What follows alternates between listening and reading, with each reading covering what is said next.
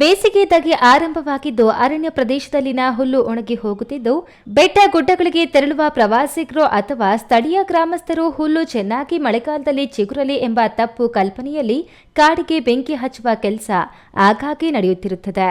ಇದರ ಪರಿಣಾಮ 16 ವರ್ಷಗಳಿಂದ ಬೆಳೆದ ಸಾವಿರಾರು ಗಿಡಗಳು ಬೆಂಕಿಗೆ ಆಹುತಿಯಾಗಿ ಪರಿಸರವೇ ನಾಶವಾಗಿ ಹೋಗುತ್ತಿದೆ. ಚಿಕ್ಕಬಳ್ಳಾಪುರ ಹೊರವಲಯದ ಆವಲಗುರ್ಕಿ ಗ್ರಾಮ ಪಂಚಾಯಿತಿ ವ್ಯಾಪ್ತಿಯ ಕವರನ ಬೆಟ್ಟ ಸಮೀಪದ ಗುಡ್ಡದಲ್ಲಿ ಸಂಜೆ 6 ಗಂಟೆ ಸಮಯದಲ್ಲಿ ಯಾರೋ ಕಿಡಿಗೇಡಿಗಳು ಬೆಂಕಿ ಹಚ್ಚಿದ್ದು ಬೆಂಕಿ ವ್ಯಾಪಕವಾಗಿ ಹರಡಿ ಗುಡ್ಡದಲ್ಲಿ ಗಿಡ ಮರಗಳು ಧಗಿಸಿ ಉರಿದು ಹೋಗಿವೆ. ರಾತ್ರಿ 8:30 ಆದರೂ ಬೆಂಕಿ ಉರಿಯುತ್ತಿದ್ದು ಹೆಚ್ಚಿನ ವಿವರಗಳು ಲಭ್ಯವಾಗಿಲ್ಲ. ಕ್ಯಾಮರಾ ಪರ್ಸನ್ ಅಶ್ವಥ್ ಜೊತೆ ಕೆಎಸ್ ನಾರಾಯಣಸ್ವಾಮಿ, ಈ ನ್ಯೂಸ್ ಟಿವಿ, ಚಿಕ್ಕಬಳ್ಳಾಪುರ.